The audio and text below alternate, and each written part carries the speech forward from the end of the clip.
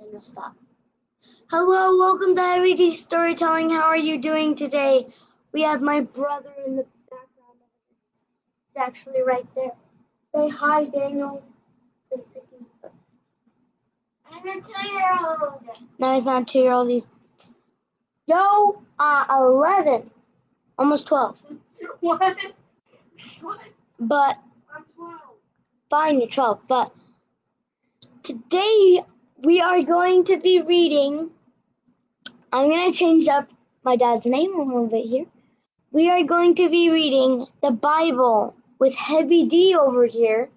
Heavy D. Storytelling. And so we are also going to be doing the joke of the day. Okay. He's not over there now, but But then we are going to be doing the synopsis. Then we're going to be doing 20,000 Leagues Under the Sea with Heavy D. That rhymes! Okay, so before we get started, I just want to address some comments that we have on last night's video. So, first comment, I can't understand a word Daniel's saying. Okay, Daniel, speak louder. Second, hi Daniel. Yeah, it's from Granny Bear. She can't hear you, so you need to speak louder. Okay, next one, hi Daniel from Granny Bear. Next one, I wonder if that site is still there. I don't know what site it is, but I don't know. There's a lot that's changed in the Arab world since 1868, so hard to say. Hi, Kimmy Bear. Hi, Kimmy Bear from Granny Bear. She says hi. Hi, JJ. Hi, JJ. Hi, Granny Bear. He says hi. Sweet dreams. Keep going, keep going, keep going. I'm sorry, I want to read as much as possible. However, I do try to limit these to around an hour of total live streaming, partially because I usually don't plug them in my computer, and that's about what my battery will do while it's live streaming. It might make an hour and a half. It might even make 2 hours, but I don't want to push it. Mom said hi. Granny Bear said question mark. I don't know what the question mark is, so if you can elaborate on that, that would help me. Granny Bear says, ooh, red tide. Yeah, that was a pretty cool part of yesterday's story. And then she posted a link about the dugong, which is really cool, which was it looks like a manatee. Here's a picture of it. So this is from the link that Granny Bear sent of the dugong. So from National Geographic. So that is all pretty interesting.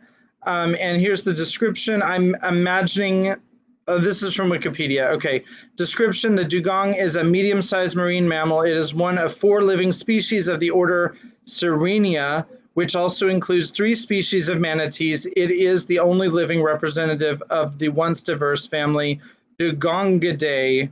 Its closest modern relative, Steller's sea cow, was hunted to extinction in the 18th century, and that's from Wikipedia. So thank you, Granny Bear, for all of those wonderful comments. And with that said, we're going to get going, and you guys are going to be quiet, right, while I'm reading?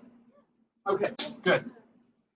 All righty, here we go we're in Genesis chapter, I think it's 44. I've already copied it onto my clipboard. Yes, it's 44. There is the link right there in the comments. And this is, again, the English Standard Version of the Bible, Genesis chapter 44. We're still talking about Joseph and his brothers when they were in Egypt. Then he commanded the steward of his house, fill the men's sacks with food as much as they can carry, and put each man's money in the mouth of his sack, and put my cup, the silver cup, in the mouth of the sack of the youngest with his money for the grain. And he did as Joseph told him. As soon as the morning was light, the men were sent away with their donkeys. They had gone only a short distance from the city. Now Joseph said to his steward, up, follow after the men, and when you overtake them, say to them, why have you repaid evil for good? Is it not from this that my Lord drinks, and by this that he practices divination? You have done evil in doing this." When he overtook them, he spoke to them these words. They said to him, "Why does my Lord speak such words as these? Far be it from your servants to do such a thing. Behold, the money that we found in the mouths of our sacks we brought back to you from the land of Canaan. How then could we steal silver or gold from your Lord's house? Whichever of your servants is found with it shall die, and we also will be my Lord's servants."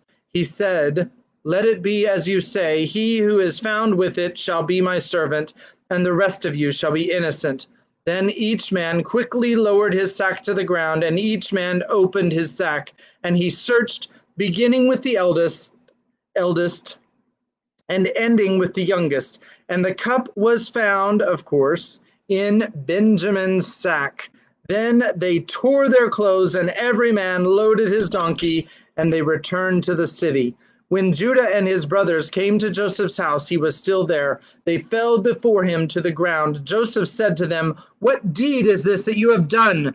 Do you not know that a man like me can indeed practice divination?" And Judah said, "What shall we say to my Lord? What shall we speak? Or how can we clear ourselves? God has found out the guilt of your servants. Behold, we are my Lord's servants, both we and he also, in whose hand the cup has been found." But he said, "Far be it from me that I should do so. Only the man in whose hand the cup was found shall be my servant. But as for you, go in peace to your father." Then Judah went up to him and said, "Oh, my Lord, please let your servant speak a word in my Lord's ears, and let not your anger burn against your servant, for you are like Pharaoh himself." My Lord asked his servant, saying, "Have you a father and a brother?" And we said to my Lord, "We have a father, an old man, and a young brother, the child of his old age. His brother is dead, and he alone is left in his mother's children, and his father loves him." Then you said to your servants, "Bring him down to me, that I may set my eyes on him." We said to my Lord, "The boy cannot leave his father, for if he should leave his father would die." Then you said to your servants, "Unless your youngest brother comes down with you, you shall not see my face again." When we went back to your servant, my father, we told him the words of my Lord. And when our father said, "Go again, buy us a little food," we said, "We cannot go down. If our youngest brother goes with us, then we will go down, for we cannot see the man's face unless our youngest brother is with us." Then your servant, my father, said to us, "You know that my wife bore me 2 sons. One left me, and I said, 'Surely he has been torn to pieces,' and I have never seen him since. If you take this one also from me, and harm happens to him, you will bring down my gray hairs in evil to Sheol.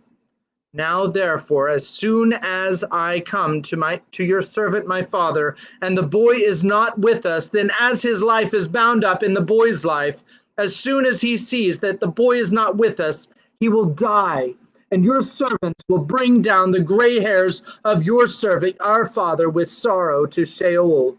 For your servant became a pledge of safety for the boy to my father, saying, 'If I do not bring him back to you, then I shall bear the blame before my father all my life. Now therefore, please let your servant remain instead of the boy as a servant to my Lord, and let the boy go back with his brothers. For how can I go back to my father if the boy is not with me? I fear to see the evil that would find my father." And that is the end of chapter 44. We'll have to find out how this ends tomorrow night with chapter 45, which it's loading, but that's okay. We're going to now get Kimberly out with Daniel out with the joke of the day. Here he is. Let's hear it for Daniel. Here. Looks like a Second horse is alright. Doctor, I have wind. Can you help me? Sure, I'll give you a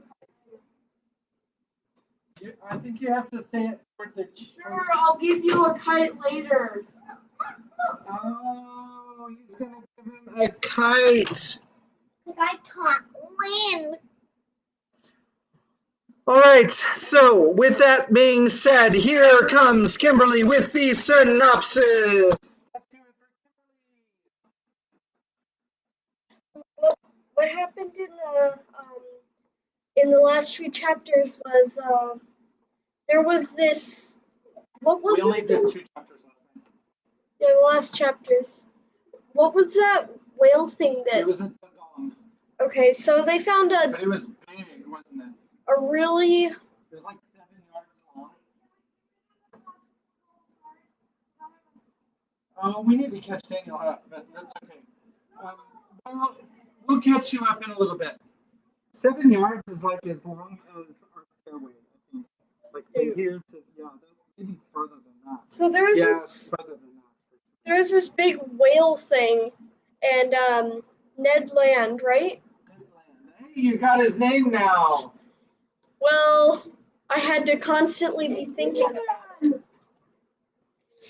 So Ned Land, he harpooned it. And they had dugong for a while. Yeah. That, right? Okay. Didn't he get it? Mm-hmm. Well, then what happened was they It went. was a chase, though. Yeah, they went under this underwater underground tunnel, and. Not quite a big sperm whale. Ooh. Well, so they went down this underground, like, underground cave that went through a piece of land, and they're like on their way through that now, right? Yep. That's about it.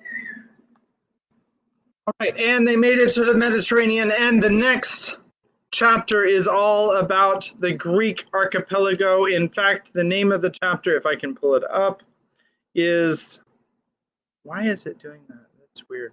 Okay. The Grecian archipelago, chapter 6. Hey, JJ, where did you go? Just a minute. We've got a kid wandering right now. Is mom home? Oh, okay. All right, so JJ's helping mom get the groceries in, so we will wait for just a minute so he can listen to it while he's in his room following instructions. Yay! Okay, so if you have any suggestions for books that we should read right after this book, please let me know in the comments what your favorite selections are. I want it to be a little lighter, so we won't be doing Moby Dick right away. I did reference that just a minute ago, but that is definitely not going to be our next selection. I want it to be a lighter selection than this. Ishmael and Queequeg and all those people might be fun to read about sometime later, but probably not this month. So, JJ, are you almost done?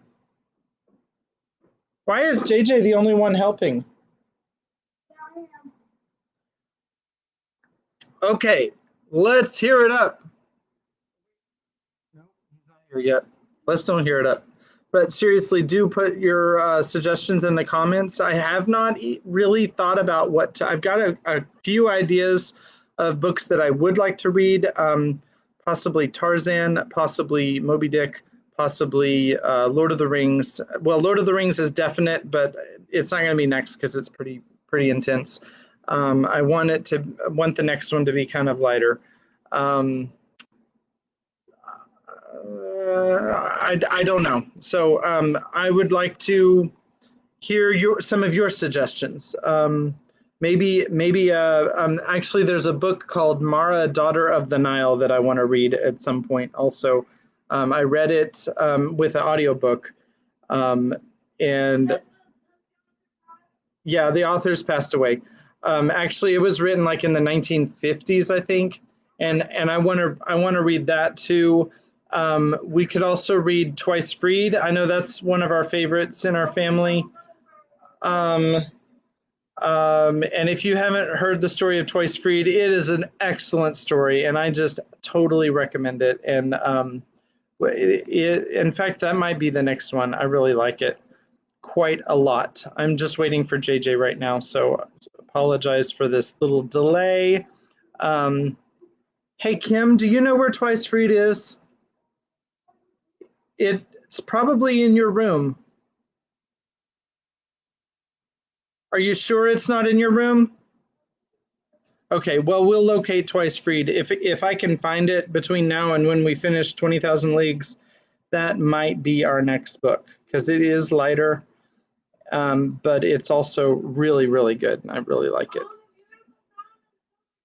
And I know if you've been in our family, meaning the 7 of us, then I know you've read it before, because I know I've read it to the family at least once, maybe twice. Oh, and Kimmy said it was mandatory for her to read it when she was homeschooled, and probably for Becca and Ben also when they were homeschooled. And let's hear it up for JJ, the remarkable grocery helper. And he's crawling on the floor. Okay, so here we go. Oh, here he is. JJ, the grocery helper. All right. Chapter 6, the Grecian Archipelago. The next day, the 12th of February, at the dawn of day, the Nautilus rose to the surface. I hastened onto the platform. 3 miles to the south, the dim outline of Pelusium was to be seen. A torrent had carried us from one sea to another. About 7 o'clock, Ned and Consul joined me. Well, Sir Naturalist, said the Canadian in a slightly jovial tone, and the Mediterranean? We are floating on its surface, friend Ned. What? Said Consul. This very night?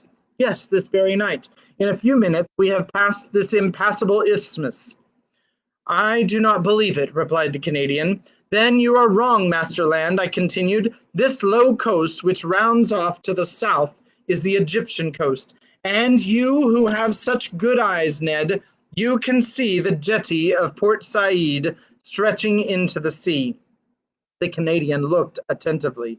Certainly, you are right, sir, and your captain is a first-rate man. We are in the Mediterranean. Good!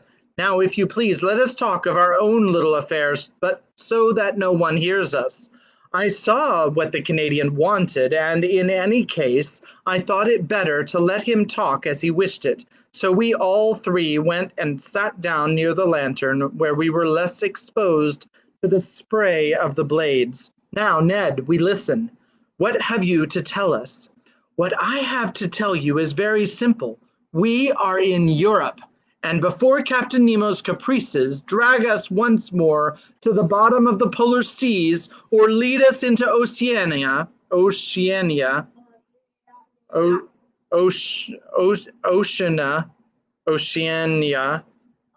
I ask to leave the Nautilus. I wished in no way to shackle the liberty of my companions, but I certainly felt no desire to leave Captain Nemo. Thanks to him, and thanks to his apparatus, I was each day nearer the completion of my submarine studies, and I was rewriting my book of submarine depths in its very element.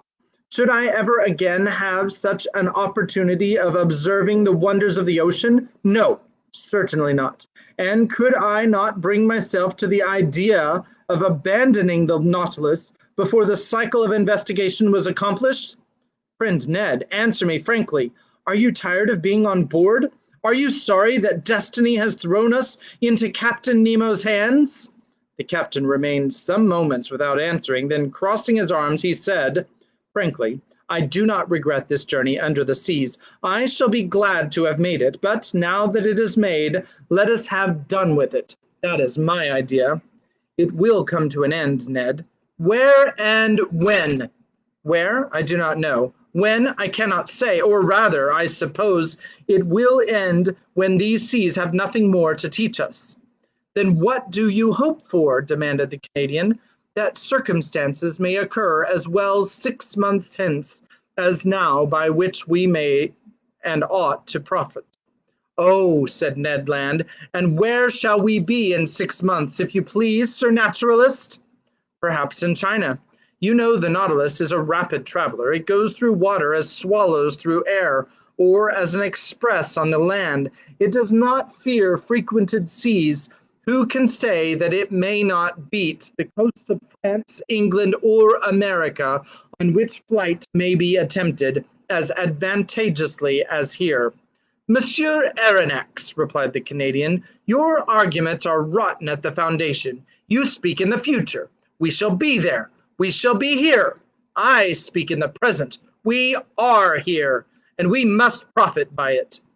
Ned Land's logic pressed me hard, and I felt myself beaten on that ground. I knew not what argument would now tell in my favor. Sir, continued Ned, let us suppose an impossibility. If Captain Nemo should this day offer you your liberty, would you accept it? Let's hear it up for Mom. I do not know, I answered. And if, he added, the offer made you this day was never to be renewed, would you accept it? Friend Ned, that is my answer. Your reasoning is against me. We must not rely on Captain Nemo's goodwill. Common prudence forbids him to set us at liberty. On the other side, prudence bids us profit by the first opportunity to leave the Nautilus. Well, Monsieur Aronnax, that is wisely said. Only one observation, just one. The occasion must be serious, and our first attempt must succeed. If it fails, we shall never find another, and Captain Nemo will never forgive us. All that is true, replied the Canadian, but your observation applies equally to all attempts at flight, whether in 2 years' time or in 2 days. But the question is still this: if a favorable opportunity presents itself, it must be seized. Agreed.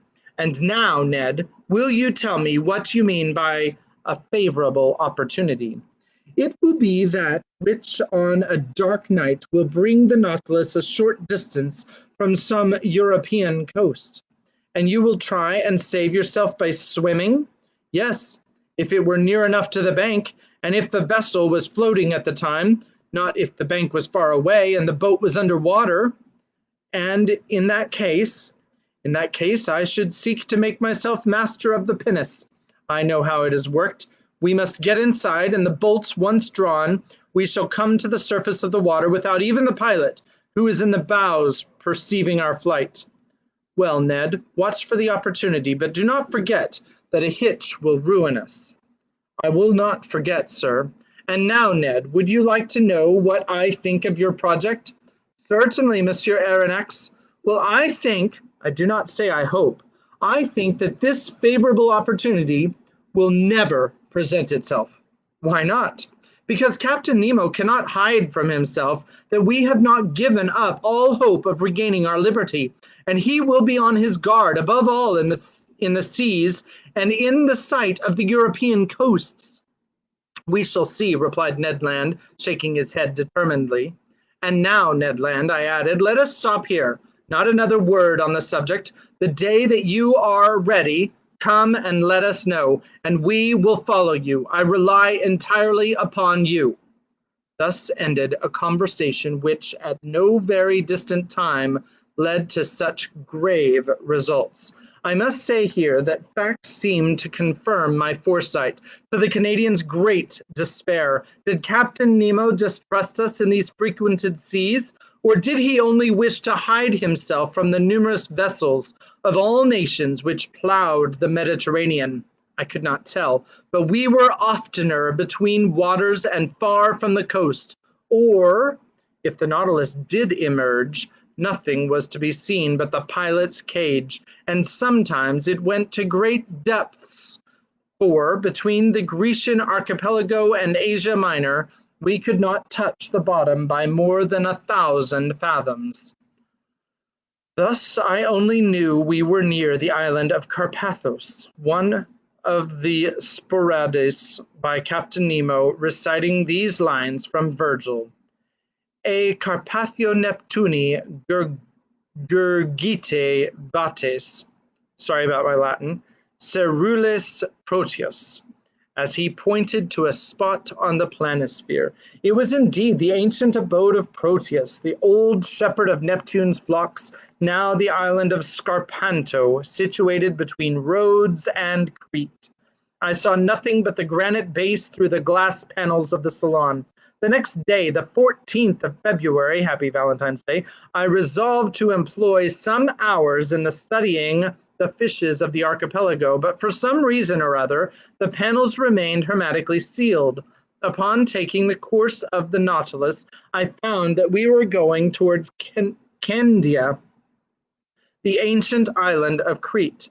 At the time I embarked on the Abraham Lincoln, the whole of this island had risen in insurrection against the despotism of the Turks. But how the insurgents had fared since that time I was absolutely ignorant, and it was not Captain Nemo, deprived of all land communications, who could tell me. I made no allusion to this event when that night I found myself alone with him in the salon.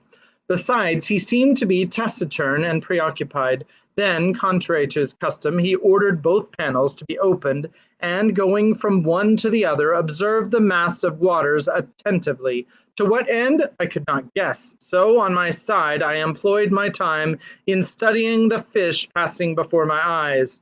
In the midst of the waters, a man appeared, a diver, carrying at his belt a leathern purse. It was not a body abandoned to the waves. It was a living man, swimming with a strong hand, disappearing occasionally to take breath at the surface. I turned toward Captain Nemo and, in an agitated voice, exclaimed, "A man shipwrecked! He must be saved at any price!" The captain did not answer me, but came and leaned against the panel. The man had approached, and with his face flattened against the glass, was looking at us. To my great amazement, Captain Nemo signed to him. The diver answered with his hand, mounted immediately to the surface of the water, and did not appear again. "Do not be uncomfortable," said Captain Nemo. "It is Nicholas of Cape Matapan, surnamed Pesca. He is well known in all the Cyclades. A bold diver, water is his element, and he lives more in it than on land, going continually from one island to another, even as far as Crete. You know him, Captain? Why not, Monsieur Aronnax?" Saying which, Captain Nemo went towards a piece of furniture standing near the left panel of the salon. Near this piece of furniture I saw a chest bound with iron, on the cover of which was a copper plate bearing the cipher of the Nautilus with its device.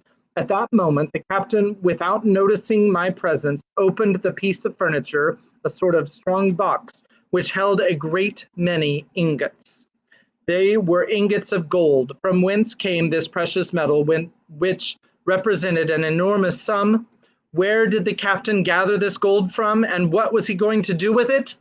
I did not say one word. I looked. Captain Nemo took the ingots one by one and arranged them methodically in the chest, which he filled entirely. I estimated the contents at more than 4,000 pounds weight of gold, that is to say, nearly 200,000 pounds. The chest was securely fastened, and the captain wrote an address on the lid in characters which must have belonged to modern Greece. This done, Captain Nemo pressed a knob, the wire of which communicated with the quarters of the crew. 4 men appeared, and not without some trouble pushed the chest out of the salon.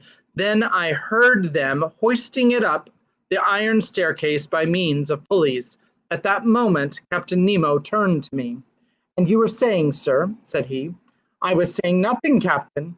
"Then, sir, if you will allow me, I will wish you good night." Whereupon he turned and left the salon. I returned to my room, much troubled, as one may believe. I vainly tried to sleep. I sought the connecting link between the apparition of the diver and the chest filled with gold. Soon I felt by certain movements of pitching and tossing that the Nautilus was leaving the depths and returning to the surface. Then I heard steps upon the platform, and I knew they were unfastening the pinnace and launching it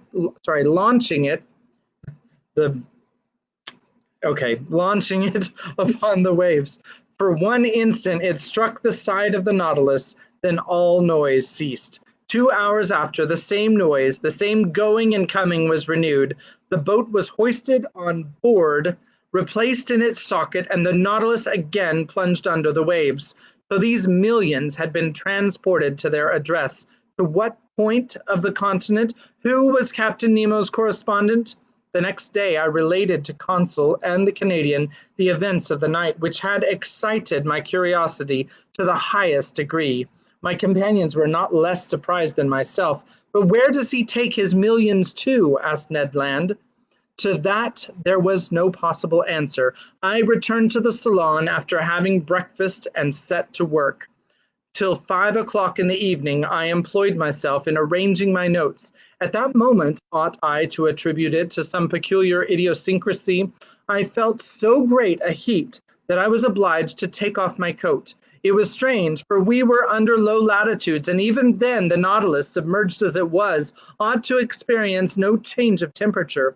I looked at the manometer. It showed a depth of 60 feet, to which atmospheric heat could never attain.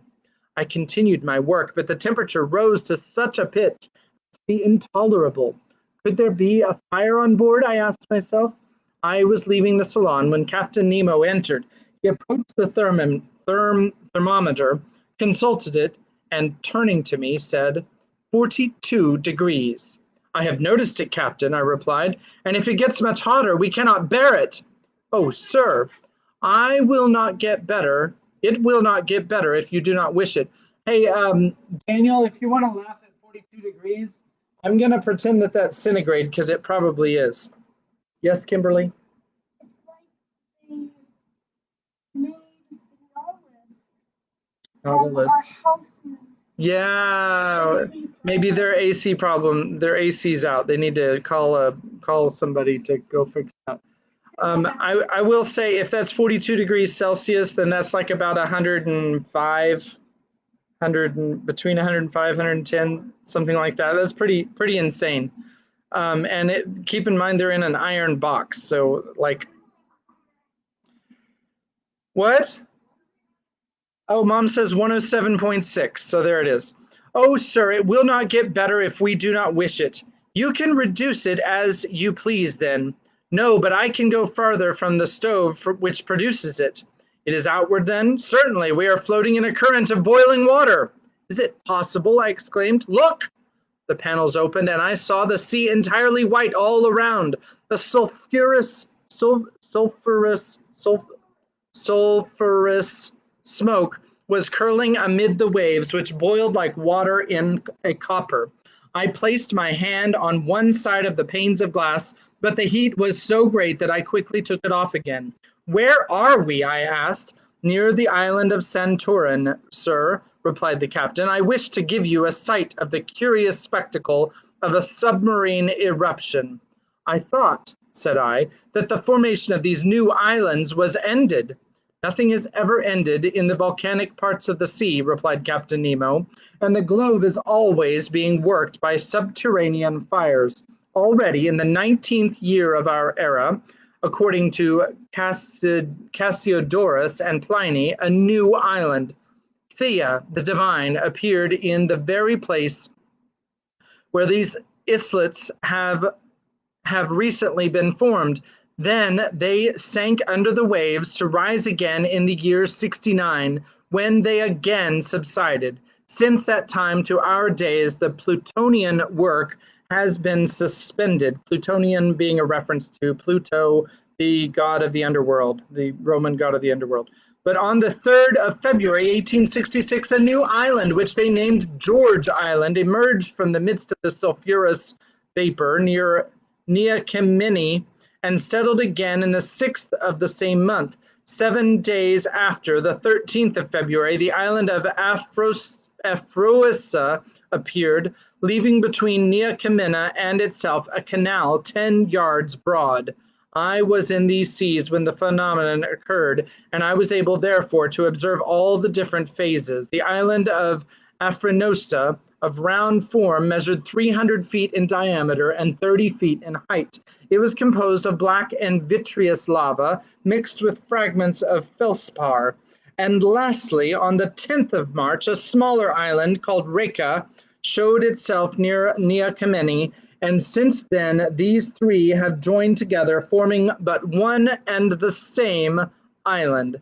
And the canal in which we are at this moment, I asked. Here it is, replied Captain Nemo, showing me a map of the archipelago. You see, I have marked the new islands. I returned to the glass. The Nautilus was no longer moving. The heat was becoming unbearable. The sea, which till now had been white, was red, owing to the presence of salt of iron. In spite of the ships being hermetically sealed, an insupportable smell of sulfur filled the salon, and the brilliancy of the electricity was entirely extinguished by bright scarlet flames. I was in a bath. I was choking. I was broiled. We can remain no longer in this boiling water, said I to the captain. It would not be prudent, replied the impassive Captain Nemo. An order was given. The Nautilus tacked about and left the furnace it could not brave with impunity. A quarter of an hour after we were breathing fresh air on the surface, the thought then struck me that if Ned Land had chosen this part of the sea for our flight, we should never have come alive out of this sea of fire. The next day, the 16th of February, we left the basin, which between Rhodes and Alexandria is reckoned about 1,500 fathoms in depth, and the Nautilus, passing some distance from Cerigo, quitted the Grecian archipelago after having doubled Cape Matapan. Chapter 7 is called The Mediterranean in 48 Hours. You ready? This chapter is going to take 48 hours to read. Here we go. The Mediterranean, the blue par excellence, the great sea of the Hebrews, the sea of the Greeks, and the Mare Nostrum of the Romans, bordered by orange trees, aloes, cacti, and sea pines, embalmed with the perfume of myrtle, surrounded by rude mountains, saturated with pure and transparent air, but incessantly worked by underground fires, a perfect battlefield in which Neptune and Pluto will still dispute the empire of the world. That's a great analogy, by the way. Neptune and Pluto still dispute the empire of the world. It is upon these banks and on these waters, says Michelet, the man is renewed in one of the most powerful climates of the globe.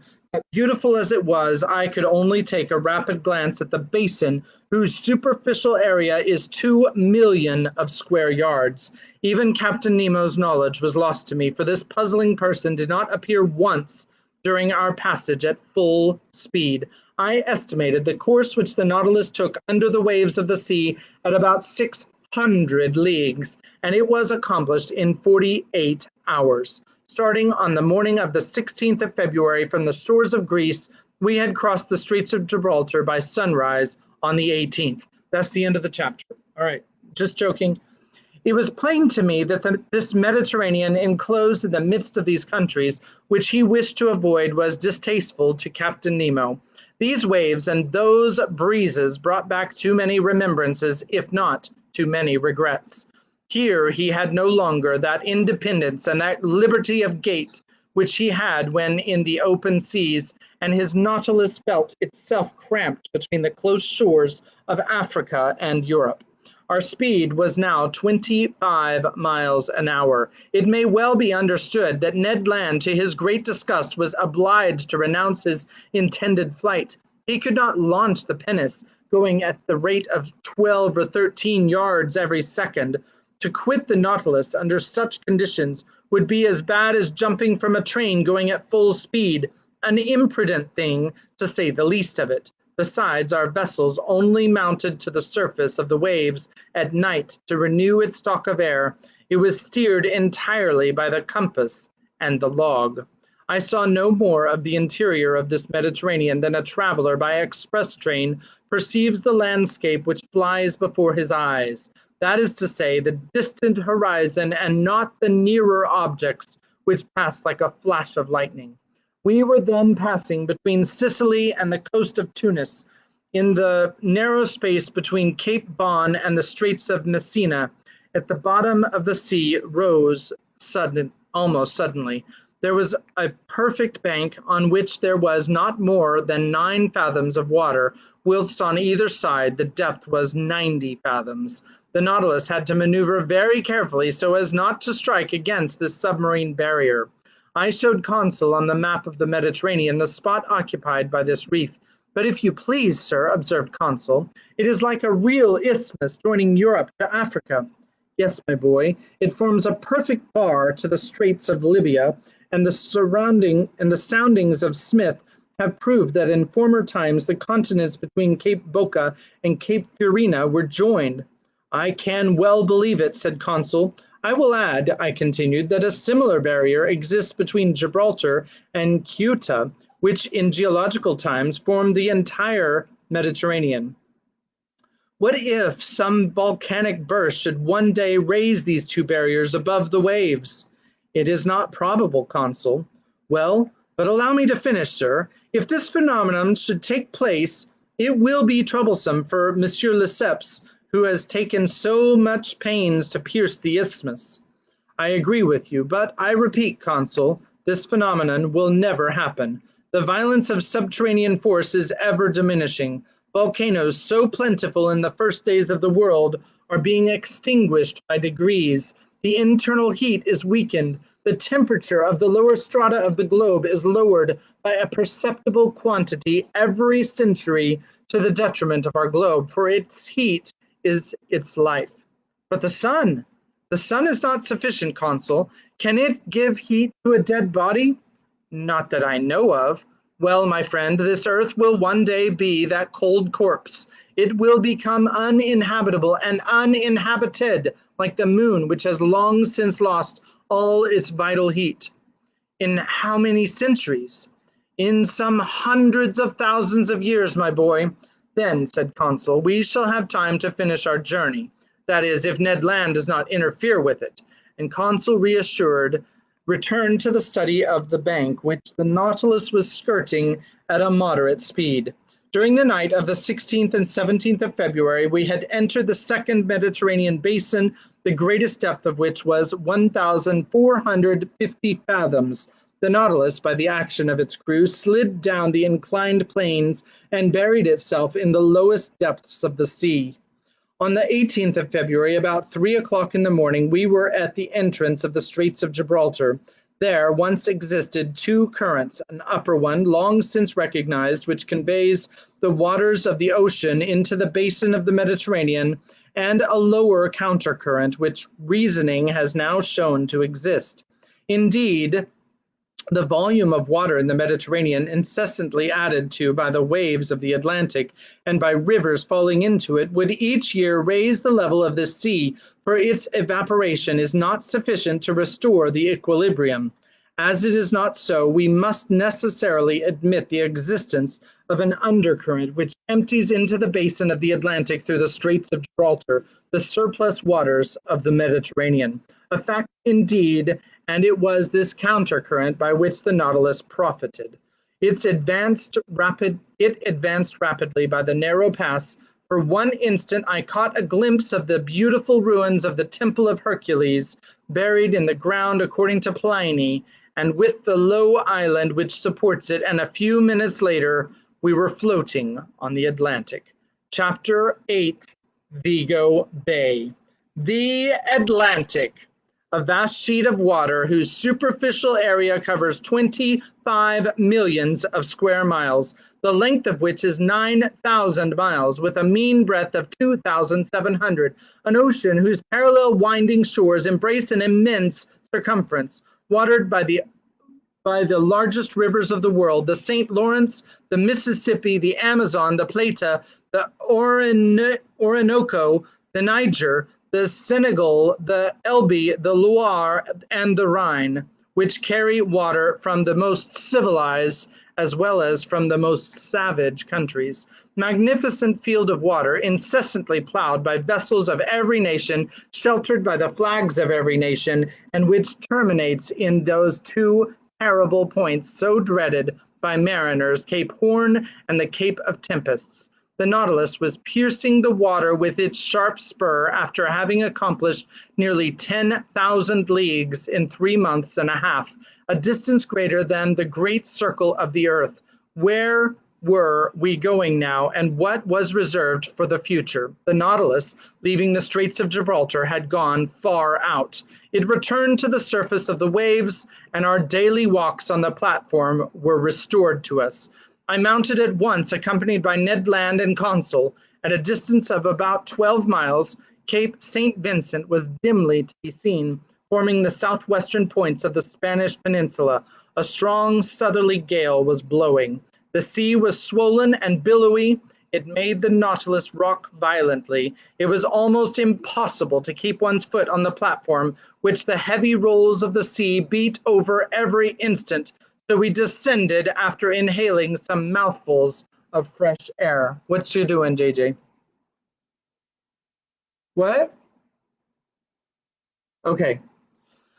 And just so y'all know, it's really hot in their rooms right now. Our AC is not doing so well, and we do have the rental company has let us borrow a couple of window units, but it's still pretty warm in the in this side of the house. So yeah, I can understand. I returned to my room, Consul to his cabin, but the Canadian, with a preoccupied air, followed me. Our rapid passage across the Mediterranean had not allowed him to put his project into execution, and he could not help showing his disappointment. When the door of my room was shut, he sat down and looked at me silently. "Friend Ned," said I understand you, but you cannot reproach yourself. To have attempted to leave the Nautilus under the circumstances would have been folly. Ned Land did not answer. His compressed lips and frowning brow showed with him the violent possession this fixed idea had taken of his mind. "Let us see," I continued. We need not despair yet. We are going up the coast of Portugal again. France and England are not far off, where we can easily find refuge. Now, if the Nautilus, on leaving the Straits of Gibraltar, had gone to the south, it would have carried us towards regions where there were no continents. I should share your uneasiness. But we know now that Captain Nemo does not fly from civilized seas, and in some days I think you can act with security. Ned Land still looked at me fixedly. At length his fixed lips parted, and he said, "It is for tonight." I drew myself up suddenly. I was, I admit, little prepared for this communication. I wanted to answer the Canadian, but words would not come. "We agreed to wait for an opportunity," continued Ned Land, "and the opportunity has arrived. This night we shall be but a few miles from the Spanish coast. It is cloudy. The wind blows freely. I have your word, Monsieur Aronnax." "I will rely upon you." As I was silent, the Canadian approached me. "Tonight, at 9 o'clock, said he. "I have warned Consul. At that moment, Captain Nemo will be shut up in his room, probably in bed. Neither the engineers nor the ship's crew can see us. Consul and I will gain the central staircase, and you, Monsieur Aronnax, will remain in the library, 2 steps from us, waiting my signal. The oars, the mast, and the sail are in the canoe. I have even succeeded in getting some provisions. I have procured an English wrench to unfasten the bolts which attach it to the shell of the Nautilus. So all is ready till tonight." "The sea is bad." "That I will allow," replied the Canadian, "but we must risk that. Liberty is worth paying for. Besides, the boat is strong, and a few miles with a fair wind to carry us is no great thing. Who knows, but by tomorrow we may be 100 leagues away. Let circumstances only favor us, and by 10 or 11 o'clock we shall have landed on some spot of terra firma, alive or dead. But adieu till tonight." With these words, the Canadian withdrew, leaving me almost dumb. I had imagined that, the chance gone, I should have time to reflect and discuss the matter. My obstinate companion had given me no time, and after all, what could I have said to him? Ned Land was perfectly right. There was almost the opportunity to profit by. Could I retract my word and take upon myself the responsibility of compromising the future to my companions? Tomorrow, Captain Nemo might take us far from all land. At that moment, a rather loud hissing noise told me that the reservoirs were filling and that the Nautilus was sinking under the waves of the Atlantic.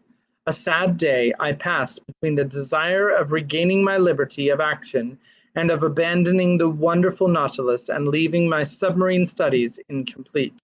What dreadful hours I passed thus, sometimes seeing myself and companions safely landed, sometimes wishing, in spite of my reason, that some unforeseen circumstance would prevent the realization of Ned Land's project. Twice I went to the salon. I wished to consult the compass. I wished to see if the direction the Nautilus was taking was bringing us nearer or taking us farther from the coast. But no, the Nautilus kept in Portuguese waters. I must therefore take my part and prepare for flight. My luggage was not heavy. My notes, nothing more. As to Captain Nemo, I asked myself what he would think of our escape, what trouble, what wrong it might cause him, and what he might do in case of its discovery or failure. Certainly I had no cause to complain of him. On the contrary, never was hospitality freer than his. In leaving him I could not be taxed with ingratitude. No oath bound us to him. It was on the strength of circumstances he relied, and not upon our word to fix us forever. I had not seen the captain since our visit to the island of Santorin. Would chance bring me to his presence before our departure? I wished it, and I feared it at the same time. I listened if I could hear him walking the room contiguous to mine. No sound reached my ear. I felt an unbearable uneasiness. This day of waiting seemed eternal.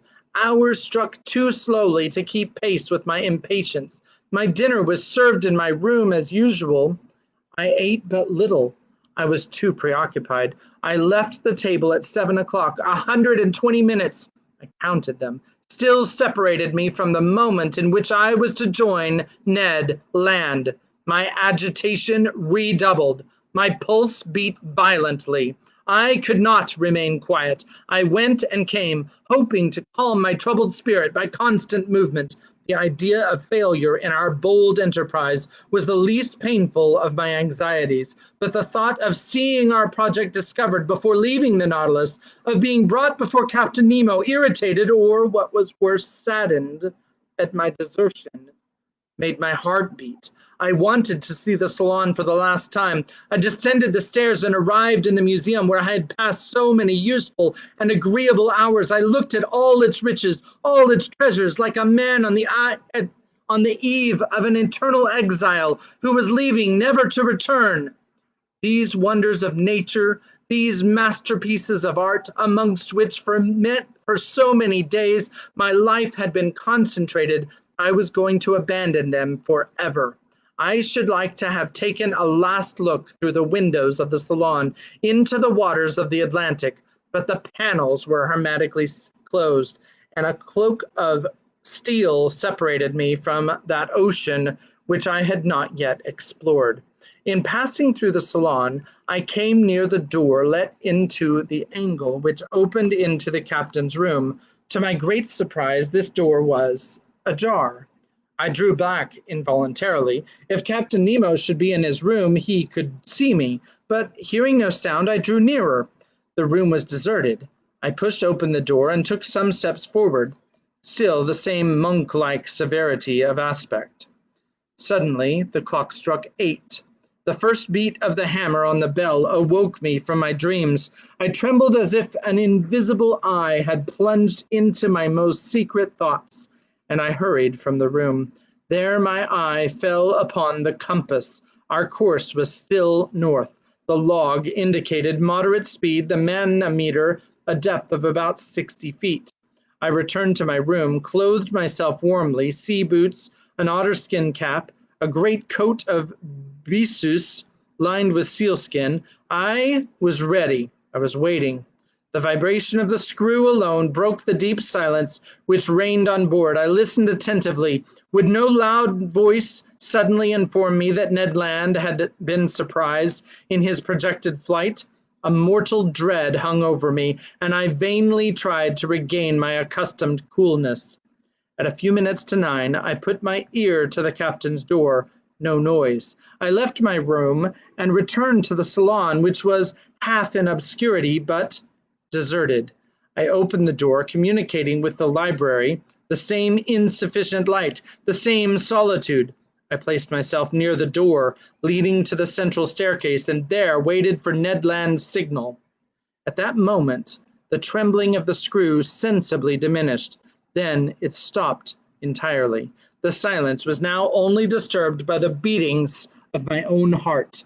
Suddenly, a slight shock was felt, and I knew that the Nautilus had stopped at the bottom of the ocean. My uneasiness increased. The Canadian signal did not come. I felt inclined to join Ned Land and beg of him to put off his attempt. I felt that we were not sailing under our usual conditions. At this moment, the door of the large salon opened and Captain Nemo appeared. He saw me and without further preamble, began in an amiable tone of voice. "Ah, sir, I have been looking for you. Do you know the history of Spain?"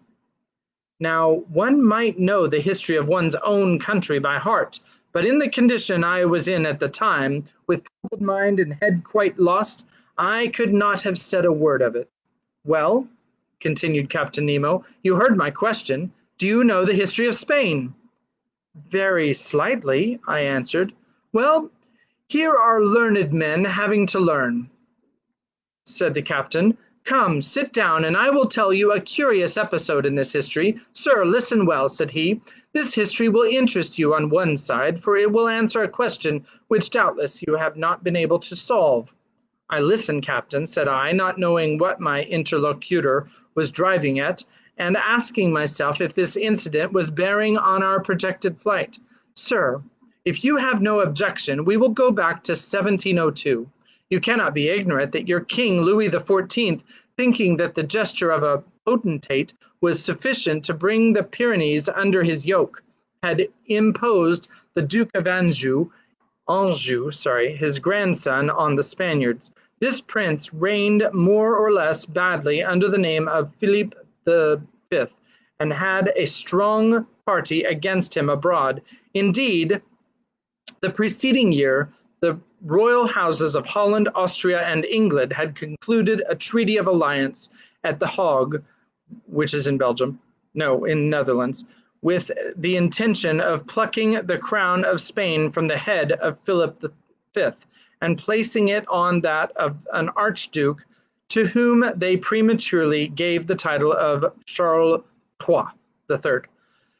Spain must resist this coalition, but she was almost entirely unprovided with either soldiers or sailors. However, money would not fail them, provided that their galleons, laden with gold and silver from America, once entered their ports. And about the end of 1702, they expected a rich convoy which France was escorting with a fleet of 23 vessels commanded by Admiral Chateau Renaud, for the ships of the coalition were already beating the Atlantic. This convoy was to go to Cadiz, but the admiral, hearing that an English fleet was cruising on these waters, resolved to make for a French port. The Spanish commanders of the convoy objected to this decision.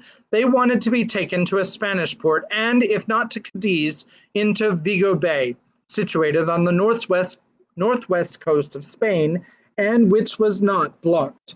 Admiral Chateau Renaud had the rashness to obey this injunction, and the galleons entered Vigo Bay. Unfortunately, it formed an open road which could not be defended in any way. They must therefore hasten to unload the galleons before the arrival of the combined fleet, and time would not have failed them had not a miserable question of rivalry suddenly arisen. "You are following the chain of events?" asked Captain Nemo. "Perfectly," said I, knowing the end proposed by this historical lesson. "I will continue. This is what passed. The merchants of Cadiz had a privilege by which they had the right of receiving all merchandise coming from the West Indies. Now, to disembark these ingots at the port of Vigo was depriving them of their rights. They complained at Madrid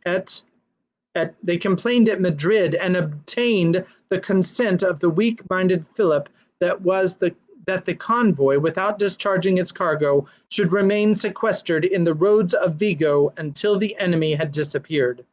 but whilst coming to this decision on the 22nd of October 1702, the English vessels arrived in Vigo Bay, when Admiral Chateaurenaud, in spite of inferior forces, fought bravely, but seeing that the treasure must fall into the enemy's hand, he burnt and scuttled every galleon which went to the bottom with their immense riches. Captain Nemo stopped.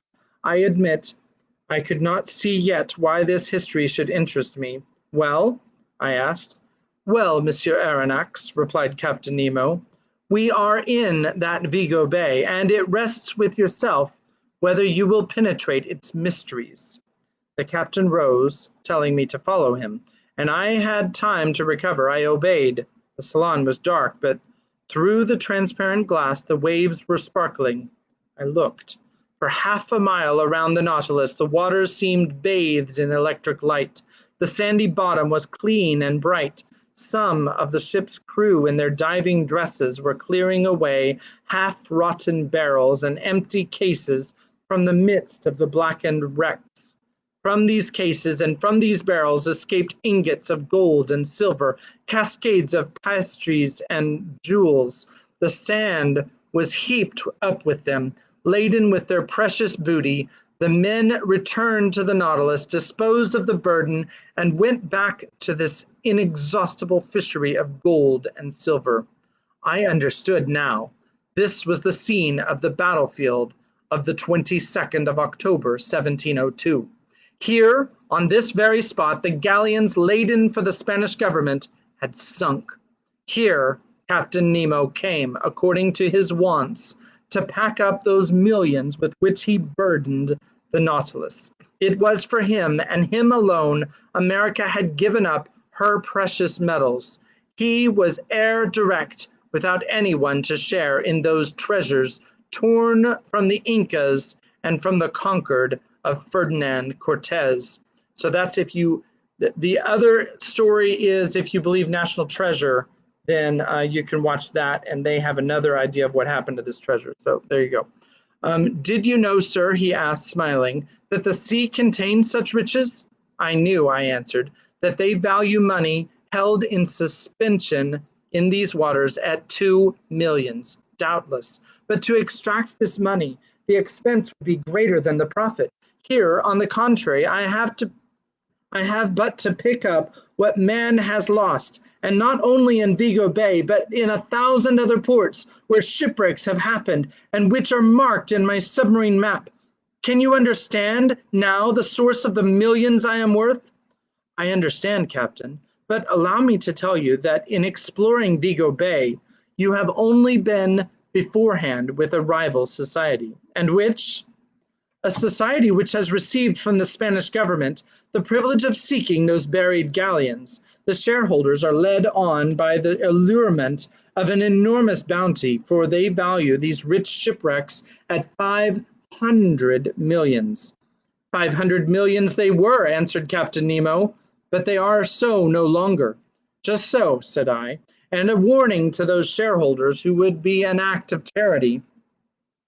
A warning to those shareholders would be an act of charity, but who knows if it would be well received. What gamblers usually regret above all is less the loss of their money than of their foolish hopes. After all, I pity them less than the thousands of unfortunates to whom so much riches well distributed would have been profitable, whilst for them they will be forever barren.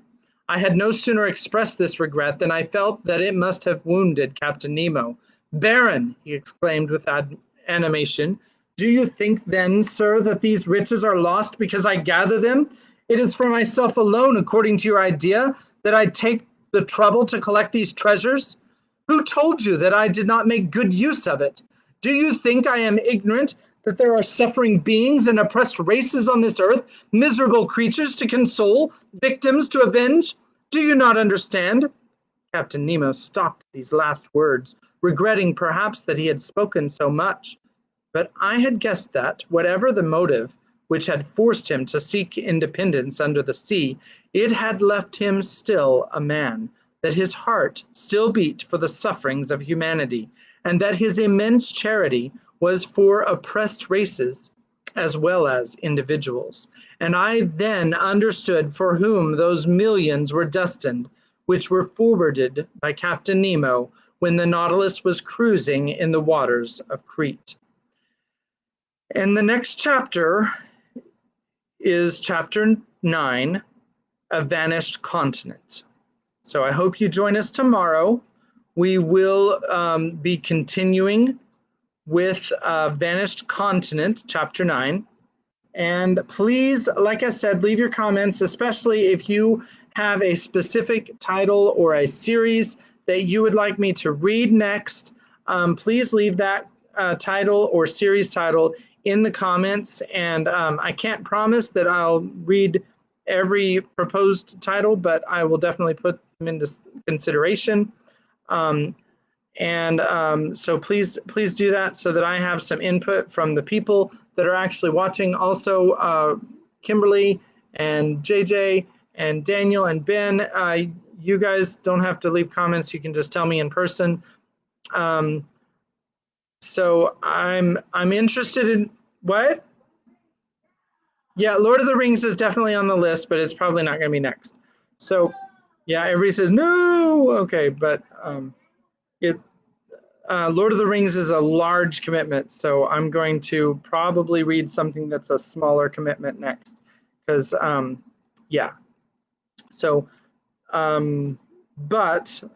yes, if you want me to read something like Lord of the Rings, then please tell me, because obviously the more support that I have for a particular book, the more likely I am to put it forth. So that being said, I think we've got enough time. Well, there's nobody actually live right now, so we're not going to be cutting anybody off anyway. But I bid you adieu, and God bless you, and you have a great night, and we'll see you next time when we read another story.